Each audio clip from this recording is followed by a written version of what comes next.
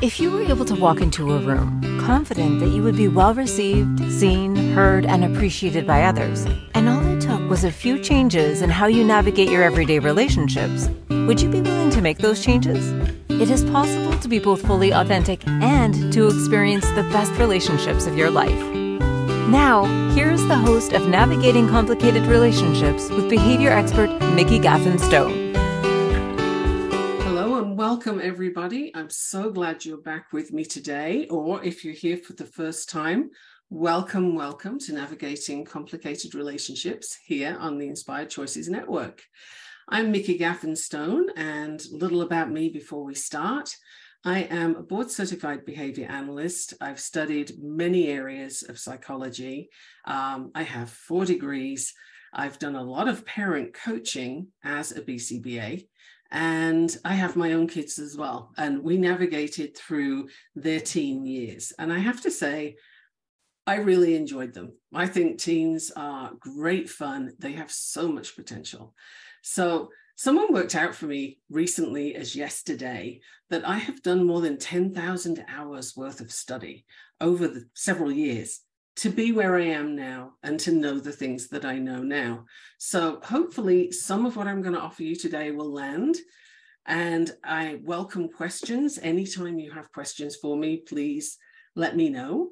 So I also want to let you know that I'm having a big move happening right now. And I'm celebrating that with a special offer. So the special offer, I'll tell you again at the end, but it's 50% off my usual 6-month coaching packages. So if you want more information about that, send me an email, Mikki, M-I-K-K-I, @gaffenstone.com. And I will be thrilled to hear from you. Please do express your interest, even if you're just thinking about it, because this is one-on-one coaching. And there's only so much of me to go around. So if you want $3,500 off 6 months worth of mind-blowing coaching, then I suggest you send me an email or find me on Facebook and send me a message. So for today's subject, is your teen a puzzle for you? Do you find yourself getting into battles over really small things or things that should be small at least? How about the age-old problem of the teenager answering you back? No, never had that happen. What about the teen that just doesn't talk to you? If you recognize any of these issues, you may be in the middle of a parenting conundrum, which is a great word, but not fun to be in. So navigating this stage of your teen's life is certainly tricky, but there are some tools to help you both. Communication is key to maintaining the flow of any relationship, and parenting your adult in training, and we're going to revisit that, your adult in training is no exception to this rule. So I'm going to share how clear expectations, clear and concise communication, and boundary setting are all elements of building a healthy relationship that will continue long after your child has left home. I think most of us want to have that healthy relationship with our adult kids, right? So I'm using human design, and if we have time in this show today, I will explore some of that specifically, but I'm always bearing it in mind when I do my coaching and when I do my shows. Behavior change science absolutely is in there, and I'm going to combine these to help you figure out what you're doing with your teen. So let's get on with the show. Do you think of your teenager as being a mouthy brat, a sullen, sort of gangly kid, or do you see them as an adult in training? Because today, I'm going to ask you to frame the way you look at your teen, not as a troublesome, awkward kid between stages, but, excuse me, as an adult who is not quite there yet, right? The teens go through the whole sort of, I can make my own decisions. I know what I'm doing. Where's my teddy bear? You know, and they mean it, right? Like they have the hormones going on and they're in all these different emotions at different times. You don't understand where your teen's at because you can't. They don't know. So let's have a look at them through the lens of the teen being an adult in training. So what do you want your teen to be able to do as an adult? How do you want them to show up in the world? Do you want them to have a good work ethic? Do you want them to have coping skills when it comes to anxiety provoking situations? Do you want them to be able to handle a job loss? Do you want them to be able to handle a job interview before you even get in there? Excuse me again. So these are important things for you to think about when you're considering your teen. Where is their skill set now? And where do you want it to be?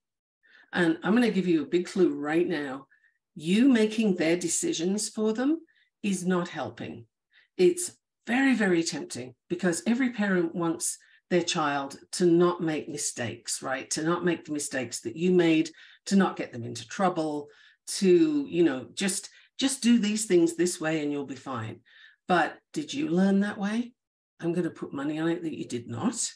We don't learn our best lessons from listening to our parents. Sorry, guys, but we really don't. So how are you going to teach your kid? How are you going to help them to learn? And the thing I'm going to offer you first is modeling. Your teen, just like your little child, right from day one on up, your offspring is watching you. They are learning from you, not from what you say, but from what you do. So get that pen and notepad out from the last couple of weeks and make yourself some notes here, because I'd love for you to think about, how do you show up when there's something sort of scary or you're fearful about something? How do you show that? What do you do with it? What are your coping skills? Do you get sort of frustrated and yell at people? Okay, your teen is learning that that's what to do.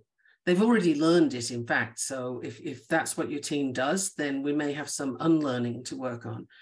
And that's fine. This is all literally, we're navigating complicated relationships here. There's a reason they're complicated. Humans don't all, follow a neat line, much as certain school systems and what have you would like them to. So don't blame your teen for how they behave. It doesn't help. I'll mention blame probably every week because I cannot stress enough how unhelpful blame is. It keeps your teen in a place of defensiveness where they feel like they're being attacked, and really they are if they're being blamed for things. So how can you approach the teen without bringing up that whole resentment and sort of sullenness from the teen, right? And a question is your timing. Can you pick a time when things are pretty quiet, pretty calm? That must happen sometimes, to have an important conversation with your teen and to be curious. I would ask you to bring curiosity to every discussion you ever have with your teen, because they're thinking something. They have a process going on that you are not privy to because it's in their head. And it might not make sense to you necessarily, but it really makes sense to your teen. That's what they're here for. That's what they're doing. So learn about that. Oh, how does it feel when you do such and such? What did you think about that? How many ways can you ask in a curious way, not in a what were you thinking kind of way? Because again, the shutters are going to go up and you're going to get no communication at all. And the key here to parenting your adult in training is you have to have communication going. If you don't have that, you don't know what's going on, right? That is absolutely vital. You must have communication with them. And decision-making. How much decision-making have you given your teen to make so far? How much have you shown your teen that you trust them? Because how do you operate if you're working say you're in a work environment and the boss doesn't trust you? They're always checking up on you, micromanaging your time, checking that you've done your tasks. You kind of feel like they're on your case. How good does that feel? How well do you work? What's your focus like under those kind of conditions? Well, if you parent that way because you're desperately trying to keep your teen in order, then I got to tell you, it's not going to work very well because they're feeling the stress and pressure of expectations that feel like they can't be met, right? If you have expressed expectations or implied expectations of your teen, and they get very sort of stroppy around that, they get very upset when you bring the subject up or something around that triggers them, well, it's because they feel like they can't reach those expectations. So what are your expectations for your teen, and why? Is it really your expectation, or is it what you think other people feel that your child should be doing? And I'm going to use an example now that it's a smaller child. It's my youngest son when he was little, but it translates throughout the age groups. And that is, he was going to a Montessori school, lovely school, but his teacher was very serious. And she didn't like that he wore Spider-Man every day. Now, this kid had some extra issues, and he would wear Spider-Man 24/7. We had 3 outfits, one to wash, one to wear, one to repair. He was always wearing them. So one day she informed me, he can't come to school dressed in Spider-Man. This is not acceptable. He has to wear normal clothes, normal clothes. So I went home with him and I thought about it, and I decided, I could have a big fight with my kid. I could have this huge battle, and I know he's not going to be happy, and it's not going to go well for any of us, traumatizing for him and me and anybody else listening. Or I could give the problem back to the person who has the problem, which was not me, and it was not him. So the next day I took him to school with a bag of clothes, wearing his Spider-Man, and I handed both over to the teacher and said, here you go. You get him in his normal clothes. Good luck. I'll come back in a couple of hours, because he was only there for a very short time at that stage. And when I went back, remarkably enough, she was looking very stressed, and, she was really looking frazzled around the edges. He had this beautiful smile on his face, and he was wearing Spider-Man. Now, that problem did not come up again, right? So my expectations of him were that he would dress the way he wanted to dress. I didn't see it distracting from his ability to do whatever he needed to do. I mean, he's a child. He just needs to be a child. And if that means wearing Spider-Man, okay. Her expectations needed to change, because she wanted him to fit into a box that he didn't belong in. So when someone says something about your teen, and this could be grandparents particularly, they're telling you something about how your teen needs to behave, what they should be doing, where their grades should be at school, whatever the shoulds are, don't let them should on you or your teenager. That's not okay. It's natural, I guess. We are in the habit of doing this, but it's not okay. Your teen is underneath all of that, trying to figure out how to be an adult in a pretty crazy world, and they're looking to you for help. So listening to outside people's problems about what they think your household should look like, cut that off. Don't even pay attention to it. Don't give it bandwidth. You have more important things to do than pay attention to other people's shoulds. So that's me starting off with a fairly sort of, approach. But you need that with your teens, right? They need to know that you are there for them. They need to know that you are on their side. This is a journey. It's not a battle. If you go in with this fight energy of, okay, me and my teen, we're going to, get it on today. How's that going to end? Neither of you are going to be in a good space, and your teen didn't learn anything useful at all. So I invite you to sort of not do that. Let it go and just not go there. So we are going to have a break now. And after the break, I want to come back and look at what mistakes you can allow your kids to make, what you want to see. We're going to dive more deeply into how you handle stress and all those good things. So stay with me. You are watching or listening to Navigating Complicated Relationships on the Inspired Choices Network. And I'm so delighted you're here. I'll see you after the break. What if your relationships could be a source of delight instead of a source of struggle? In a world where human interactions are anything but straightforward, tuning in to Navigating Complicated Relationships with behavior expert Mikki Gaffen Stone will offer you insights, tools, and a whole new level of understanding for you to use right now. Listen for Navigating Complicated Relationships with Mikki Gaffen Stone, Wednesdays at 12 p.m. Eastern, 11 a.m. Central, 10 a.m. Mountain, 9 a.m. Pacific on InspiredChoicesNetwork.com.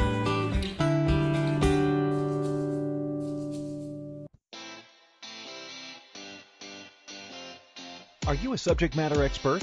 Are you here to share your expertise with an audience waiting to hear from you in only the way you can deliver? Are you ready to have your voice amplified across the airwaves? Inspired Choices Network has a global radio platform streaming to millions of people across the world. Professionally produced and supported by an accomplished team every step of the way, you can broadcast from anywhere in the world, knowing your voice matters, and we ensure it is delivered with ease and efficiency. Eager to hear your message, the world awaits. Contact us today to become an Inspired Choices Network radio host. Email become a host at inspiredchoicesnetwork.com. This is Navigating Complicated Relationships with Mikki Gaffen Stone. To participate in the program, join the live studio audience in our chat room at inspiredchoicesnetwork.com. You can also send an email to Mikki@gaffenstone.com. Now back to the program. Welcome back, everyone. I'm Mikki, your host on Inspired Choices Network. And today, the complicated relationship that we're navigating is parenting your teens. Before we get into that, I just want to remind you that I am having this crazy special this week. It's through the end of day on Sunday, and it's 50% off 6 months of coaching, one-on-one with me. If that's about your teen, if that's about your partnership, if that's about your relationship with you, we can go there. So if you're interested, please do email me and let me know what you'd like that to look like. It's a 50% discount. That's saving you $3,500, which is, I haven't done it before, might not do it again. I recommend, if you're at all interested, jump in now. Message me and let me know that you're interested. So before the break, we were talking about framing your teen as an adult in training. Look through the lens of how you can help this person to grow and blossom into the person you want them to be. We don't learn our best lessons by listening to our parents. Life would be kind of easy if we did, but we don't. As teens, particularly, we're learning from what our adult family does, whether that's the parents, the caregivers, the grandparents. We're learning from all of these people. So you have to have really good communication going to talk with your teen, to keep in touch with what's important to them, to sort of get a handle on where they are in their life, what kind of things are they trying out. And here's a suggestion. If your teen wants blue hair, great, let them have blue hair. Blue hair grows out. Tattoos are another matter, you might want to leave that for a little while, but these are conversations that you can have, not in a judgmental way, but in a very sort of understanding and, oh, hey, yeah, that's interesting. What do you think you'd do with that kind of way? Curiosity is going to be your buzzword. I suggest you put that on the fridge. That's really going to be so important for you, learning with your teen what they're going through. So your team needs to know that you're on their side. It's a journey. It's not a battleground. It shouldn't be a battleground. So if that's the energy that you have right now, I invite you to take a step back and really look at, how are you showing up? Why are you showing up that way? Is this an old pattern? Because if you're looking behind you at how your parents parented you, and you've probably got this long list of, right, I didn't like that, and I don't like this, and I'm never going to say that, right? And you're looking at all the things you didn't like. I'll bet that it comes out of your mouth sometime. And just as you're speaking, you have that thought, oh, did I just sound like my mother? And you know what? Yeah, you did. Because you're looking behind at what you don't want. And your brain is focusing on what you're looking at. So if you focus on all the things you don't like, guess what you're going to get more of? Guess what you're going to bring up? All the things you don't like.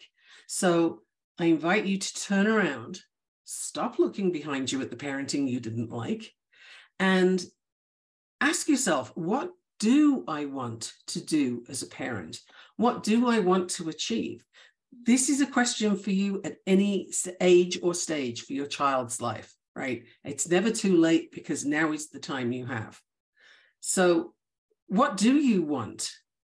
What do they want? Like, do they want to be an entrepreneur? Has anybody ever asked them? What would that look like? Do they want to do something completely different with their life? Do they want to travel? Is your teen learning to be a kind person? Are they naturally kind and get some kind of reinforcement for that? Look forward, decide what it is you do want, and really pay attention to this, because it's so important. It will affect the outcome of your later relationship with your teen when they hit adulthood. We all know people who have their adult children show up, once a year and have the obligatory fight and then leave. Or, the communication is sort of pressured. It's like, yeah, I don't really want to be here, but I have to be here. We all know people that have those kind of relationships. Don't let that be you. It doesn't have to be you. You can establish a deeper bond with your child now than was even possible before, because this person is learning to be like you. So how are you? What are you showing them? Are you a safe place for them to vent? Do you jump in with solutions, or do you see if they can find their own solutions? Something that I used to do with my kids that I found very helpful was they would actually come to me with a concern about something or a decision they need to make, and I'd listen, and then I'd ask them, do you want to know what my perspective is on this? And if I got a yes, then I would offer some different avenues, if you will. If you take this action, this is what I think might happen. If you take that action, it's likely to look like this. What do you think you'd like to do? Which seems good to you? And then the really key part, and I can't emphasize this enough either, is let your teen know regularly that you trust them, that you trust their ability to make good decisions, and leave it with them. And say it in a genuine way, not just, hey, see you later, make good decisions. That's cute, but it's not really meaningful. When your teen is making a decision, just let them know that you are relaxed about them making that decision, because they've got it handled. And be prepared for mistakes. When they screw up, and they're going to, because we all do, right? We still do it now as adults. So when they mess up, no judgment, no sort of Nina, look, you see, you didn't listen to me, look what happened. That doesn't help a relationship go anywhere other than down. So really avoid those responses and be curious again. What happened? Oh, how do you feel about that? Would you do it differently next time? Or, what do you think? And these are not questions to fire at them, but just, as they come up, you can gently let those flow toward your teen and see what their response is. And if they're shutting down and they don't want to talk to you right now, okay, don't chase them. Definitely don't yell at them, but don't chase after the teen. Like, talk to me, you have to tell me these things. They are processing something. So give them some time and just let them know, hey, I'm here if you want to talk about that. I'm here when you're ready, and go and do your thing, but give them space. I worked with a family whose teenager was cutting himself and hiding in the bedroom. And this is pretty dramatic stuff. So let me say right away, they had worked with therapists, they had had school interventions, they'd done all the regular avenues that you can think of. And this was not in the US. Okay, so I'm doing an online thing here. And they'd gone all the therapy avenues that they could, hired me as a coach, and I went in as a coach. This is important. And the first thing that I did was ask them to back off and give a kid some space. Let him breathe. Don't chase after him when he comes home from school and ask him how his day was and bring up all the things he might have been anxious about. He had incredible social anxiety, massive. which a lot of teens do these days, especially post-COVID. Good Lord, that did a number on our kids. Wow. The people who are already adults have issues with it. Can you imagine being a teen and going through that sort of hormonal stage, and you've got the COVID lockdown messing up all your social interactions, and you've got a very inflammatory social media jumping in, telling you all kinds of nonsense? What a time to be a teen. Holy smokes. That's just so tough. So if you then become a source of stress by following your sort of parenting instincts and chasing after them, tell me all the things, then that kid is just going to run and hide. It's too much. It's just too much. So when they come home, if you have a sort of non-communicative teen, I recommend that you try just saying, hi, I hope you had a good day, or hi, how was your day? And leave it. Don't say anything else. Get on with what you're doing. And I'm going to say 5 to 10 minutes later, that non-communicative teen is going to be very, very curious about why you're not chasing them. And they're going to come up and ask you some questions, or they're going to start telling you about their day. And that might not happen on day one, but it will happen fairly soon, because human beings don't like a void, right? We're not good with silence. If somebody asks you a question and you don't answer them, it's very uncomfortable. People don't like that gap. So when you've greeted your teen and you don't follow through with the whole, come and talk to me, you have to tell me things. Were you anxious today? How was your day? Then if you don't follow up with that, they want to know why not. They want to know what's happening. Why are you not chasing them? And once that teen's had a chance to process the things they want to tell you, they'll be coming and talking to you. So that's an amazing tool. Sometimes less is more as a parent. And teens particularly so, they need space. They need to be able to make their decisions. They need to know that you've got their back and that they can mess up and still come home. They can mess up and still be okay with you. They're not going to get judgment from you as well as the rest of the planet. They don't need you to give them a hard time. They have the world for that. They need you to give them the tools to handle that crazy world.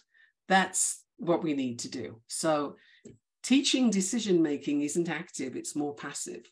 It's by modeling, it's by giving the opportunities, and it's by less is more. You say less, don't give them the solutions. Your solutions might not be their solutions. And as a coach, I've learned that, if I'm offering solutions to the person who's come to me for coaching, and I just right away, I know what to do this. I've got that, do that. If I do that, that person's going to sit there and nod, and they're going to say, oh yeah, good idea. And then they're not going to do it because they didn't have the idea. They didn't process through to that point.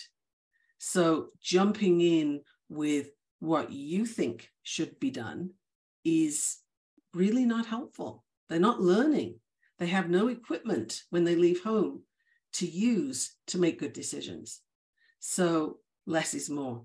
Give them so many opportunities to make decisions, as many as you can, and be prepared for sometimes it doesn't work. I mean, these adults in training have got a big job going on. No wonder they get stroppy sometimes. So I'm going to let you have a quick break right now. We have some things to listen to on the break. Remember, you can find me on over 450 platforms. We're going live in Facebook. We're on YouTube. We're at all kinds of places. There's podcasts, Spotify, iHeartRadio, just so many places that you can find this talk after the show. And, you can listen to it as many times as you like. Please take notes. After the break, we're going to come back and look at boundaries or buddies. Which are you, and what do boundaries look like for you? Next week's show is all about boundaries. So don't go anywhere. Come right back. Navigating Complicated Relationships with your host, Mikki Gaffen Stone, and you're on the Inspired Choices Network. What if your relationships could be a source of delight instead of a source of struggle? In a world where human interactions are anything but straightforward, Tuning in to Navigating Complicated Relationships with behavior expert Mikki Gaffen Stone will offer you insights, tools, and a whole new level of understanding for you to use right now. Listen for Navigating Complicated Relationships with Mikki Gaffen Stone, Wednesdays at 12 p.m. Eastern, 11 a.m. Central, 10 a.m. Mountain, 9 a.m. Pacific on InspiredChoicesNetwork.com.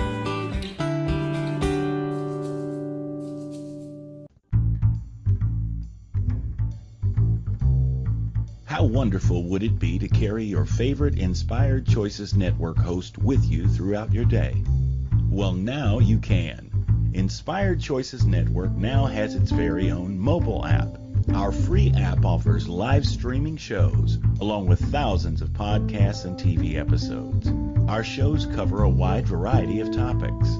Whether you're waking up with us, carrying us through the day, and taking us to bed with you, we're always here for you to enjoy. We're easy to find. Just search for Inspired Choices Network in the Apple App Store or Google Play Store. This is Navigating Complicated Relationships with Mikki Gaffen Stone. To participate in the program, join the live studio audience in our chat room at InspiredChoicesNetwork.com. You can also send an email to Mikki@gaffenstone.com. Now back to the program. Welcome back. I'm Mikki Gaffen Stone, your host in Navigating Complicated Relationships. And this week, one of the most complicated relationships we all go through, the teen years, parenting teens. Do you remember how it was when you were a teen? Do you remember how difficult it was? And school and parents and things you had to do and peer pressure. Holy smokes, what about the peer pressure? There's a lot going on in your teen's life. So do you try and be their buddy, or do you set boundaries? Now, I'm doing an entire show next week on boundaries, precisely because in my coaching experience, most people can't even define a boundary properly, and let alone set one. And if you're Generation X, I am going to jump out on a limb here and say you have no idea how to create boundaries because you were never given any. As a child growing up, Gen X is pretty feral, right? You get the house key, you're booted out of the house in the morning, and when you come home and let yourself in after school, the instructions are don't burn the house down. You know, you might get your own food even. And there's a lot of what to do for Gen Xers when we were growing up, but not a lot of how to do it. So, you know, you remember your teen years, but there weren't any boundaries as such. You had to figure everything out for yourself. So do you think you're setting good boundaries now for your teen? I'm going to say probably not. It's a huge subject to learn, actually, which is why it has an entire show next week. There's so many areas to it, and the most difficult part is implementing it, and even more difficult, holding it, standing your ground. Wow, that is a tough one. So that's going to be a big part of next week's show. And right now, I also want to go into, we were talking before about being there for your teen, and sometimes less is more. And here's an example of a less is more. Another one of my kids' stories, because, you know, hey, I'm a parent too. My eldest son, when he was early teens, his teacher from school came and told me that she didn't think he had the ability to learn French. Now, we were living in Canada at the time, and it was kind of important that he knows French. And she said, he doesn't have any ability with languages, put him into a different stream, get him doing different things. And I considered her words, and I decided that they were not enough to go on. I didn't really know that what she was saying was accurate. She sure meant it, but was she accurate? So I decided not to say anything. Now, my life has been one of moving. I've been moving since I was 6 months old, different countries, different systems. And so my kids grew up that way too. We moved to Singapore, and my eldest son went into a school where first thing we learned was he has to learn Mandarin Chinese. And I thought, oh boy, okay, this is going to be interesting in light of what the teacher said. How's this going to go down? But I did not say anything to him. At no point did I give him the limiting belief that that teacher gave to me. The buck stopped with me. That whole story stopped with me. I did not tell it to him. So he went off to school and, he went into his Mandarin class. And could you believe he was amazing at Mandarin? He learned it so quickly, reading, writing, and speaking. He was telling jokes and on the quiz team in just a few months. I mean, it was wild, blew my mind. He went on from that to learn all sorts of languages and now speaks 7 fluently. He's a linguist and he's doing his postdoctoral fellowship. This is from a place that said, your kid can't learn languages. Can you imagine what his life would be like now if I had listened to that and if I had used that as a guideline for what he was going to do in school? His life would not be what it is now. And he would be so unfulfilled because this is something he's brilliant at. I didn't even know it existed. So as a parent, I can't tell him, you need to do this. You need to go there and learn these things. These are the subjects you need. I don't know. I don't know what he can do. I haven't seen yet. So in that particular example, less was way more. I could have caused him so much trouble. So where are you being told some kind of limitation about your teen? What story have you got? Particularly if your teen is on the spectrum or has some kind of special needs, ADHD, pick a thing, right? As soon as you put a label on a kid of whatever age, that label tends to get front and center, and it's not helpful. If I once had a parent say to me, do you think my child does these behaviors because of his autism? And my response kind of shocked her because she'd spent so long getting a diagnosis. And I said, well, it doesn't matter. And she almost quit right then. She was so mad at me. But I went on to explain, like when she calmed down a little bit, that the important piece is, does the behavior cause a problem? And do you need it to change? Does your child need it to change? Are they getting themselves in unnecessary hot water? This is the kind of priority. The label isn't necessarily important. The medical system in the US uses labels in order to give you or not give you services. It's like that in other countries too, but that's the purpose of that label. And yes, you can do some reading up on it, but are you getting stuck there? Are you really focusing on that label? Why? It keeps you limited. You have no idea what the potential is of that child, that teen, until you encourage them to just go for it. Try the things, like what's out there for them. Do you see a natural talent in baking? My little one was nonverbal until he was 3. And when he was 4, he was talking his great-grandmother through how to bake a chocolate cake from scratch.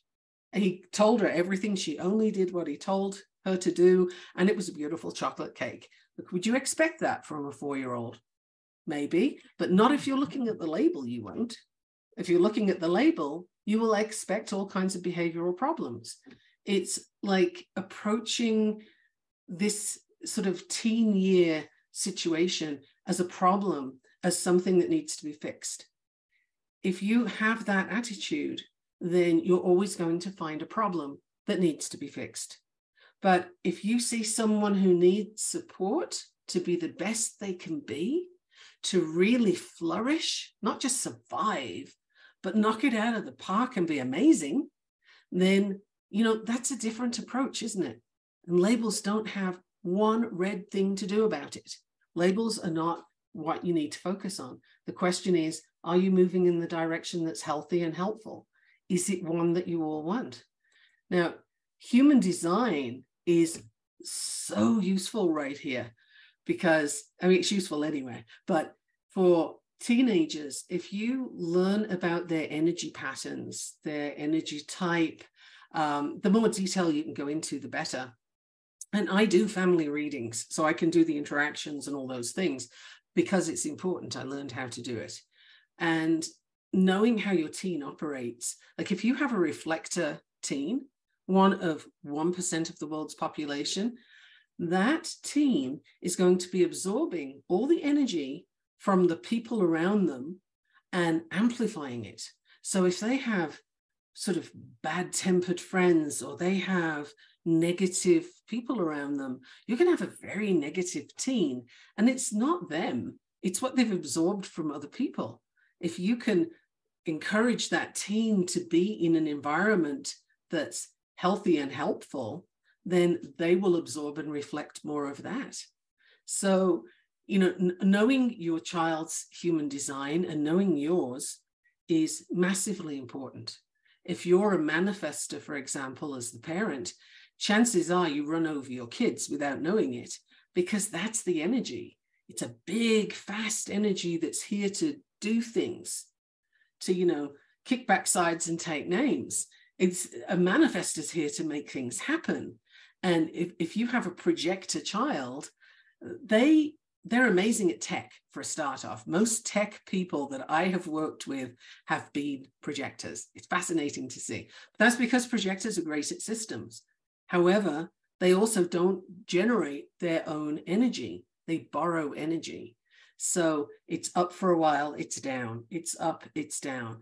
And if you're running over them and demanding that they do more than they're able to do energetically, it's another place where problems can creep in for the parents and the teen. You start with a sort of dissonance between what they feel able to do and what they're told they must do. So learn about your child's human design. If you want to go to my website, you can download as many charts as you like for free. That's absolutely fine. And the website is www.gaffenstone.com, Gaffen, stone like a rock. Go get your charts and have a look at them. And if it looks really confusing, you know where to find me. I can work on that with you.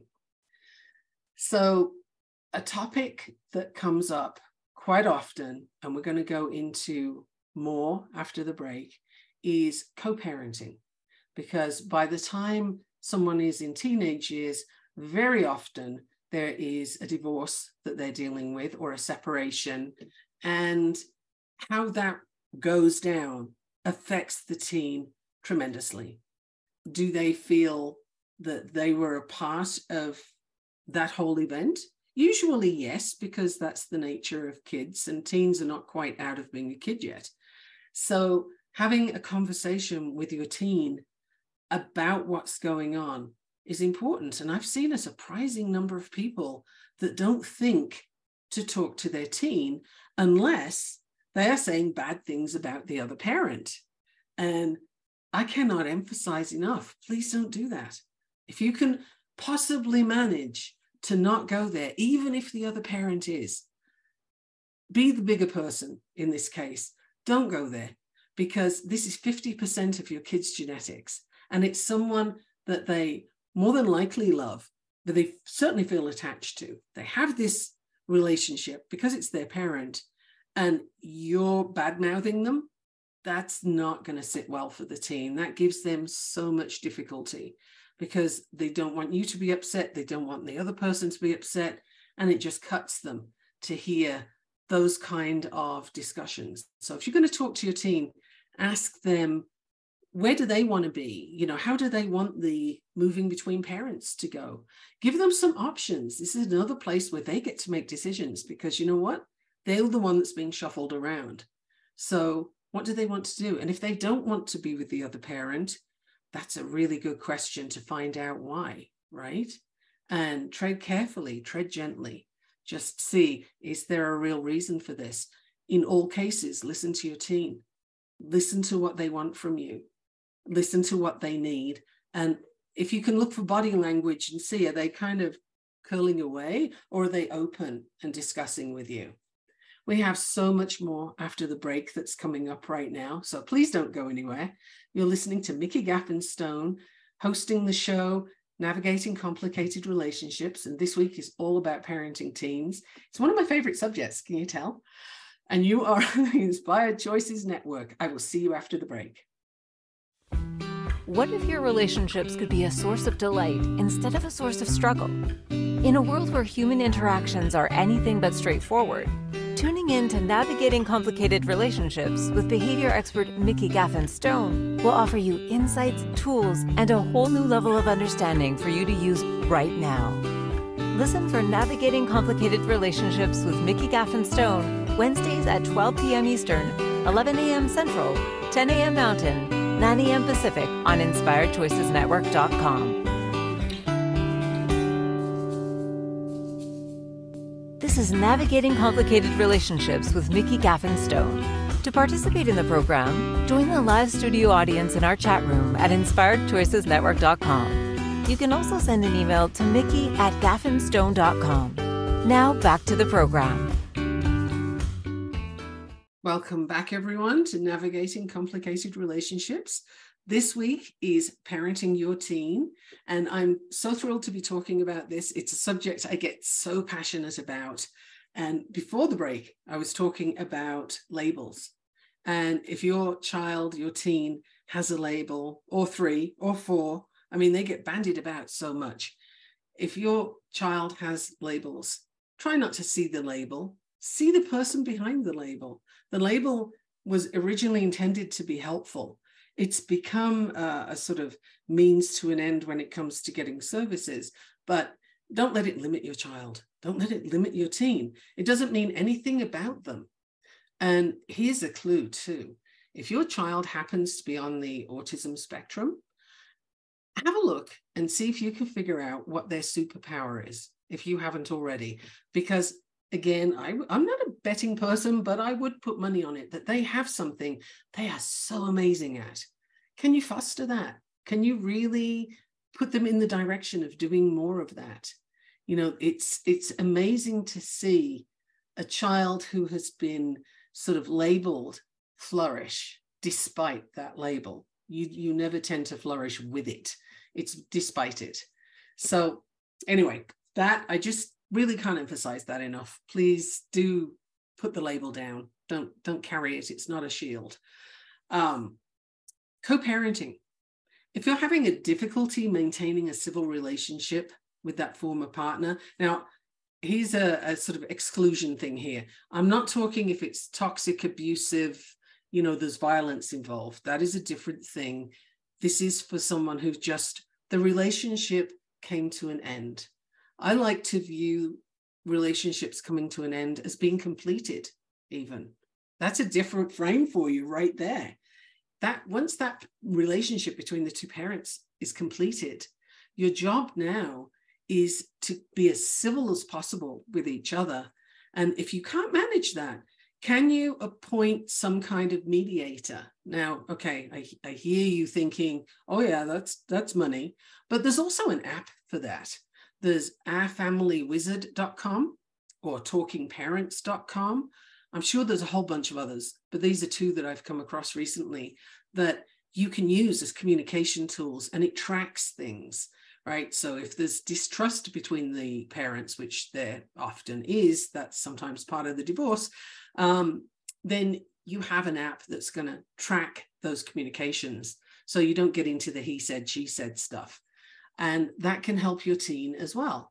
So make sure that the school is aware of who has what permissions, who has what custody, where the teen's going, where they're not going. You know, keep the school informed. Be contactable so that your teen can get you. And if the other parent needs to contact you for some reason, even if that might be the last thing you want to do, the last person you want to talk to, you have another person involved here. So please be contactable. Let them be in touch with you when they need to be. Okay. So I just want to remind you too, if you don't want to use the apps that I've been talking about and you don't want to appoint a mediator, it is possible to go through a coaching journey and I've worked with both parents where they are, you know, we're doing it all online and there's different Zoom rooms and then the teen's in another room. And this particular case I'm thinking of, the teen was a trans teen. And this was causing a lot of problems for the Eastern European parents. So I had a lot to navigate here, but trying to keep the parents civil was one of my biggest tasks. And meanwhile, this teen is going through a lot. So if you can put your differences, if not to one side, at least put them on the back burner and really focus on that adult in training, that teen that you're working with, and helping them to be the best person they can be. The stakes are so high. So what tools can you bring in to really maximize everything from your teen? If they have a label, read up about it, learn what you can. They do have a human design, so get the charts, learn what you can. There are hyperlinks on my website that you can get some more information from, and there are readings that you can get from me that will show you the interactions as well as the individual sort of energy channels, and also sort of energy flow, where the talents are, where the gifts are, because here's an important piece for everybody to know with human design. There is no bad design. There really isn't. And you are not broken. You might need support. We all need support, but you are not broken. So let's put that lens away. Let's bury that broken lens, okay? Labels or whatever, you don't need that stuff. But you can find your gifts looking through human design. And very often I find that that gift is exactly what you've been told is wrong about you. The number of times I've come across someone who is an incredible storyteller, and guess what their scorecards from school always said? Talks too much, disrupts in class, makes up stories, or, varies from the truth, or however they want to word it. But that talks too much, is disruptive, too loud. You probably have an amazing storyteller who has a gift to take what they know and turn it into something that other people can receive and learn from. Now, is that not something that you'd want to foster instead of sitting on them and telling them to sit still and be quiet? If you've got a kid who gets up and moves around a lot, they can't stay still. And so, oh, this person has ADHD or ADD. Maybe they do. Maybe they don't. Maybe what you're doing is not the right learning style for them. That's something you can learn up about as well. So I suggest that you can contact me, absolutely, and let's have a conversation about what your journey could look like with a little support. Or check your friend Google and see what kind of information you can get from there. There are books out there as well. There's so much information that I am going to revisit parenting your teen. I've had questions come in about suicidal teens, and I know that there is a significant increase since COVID of teens that just can't cope.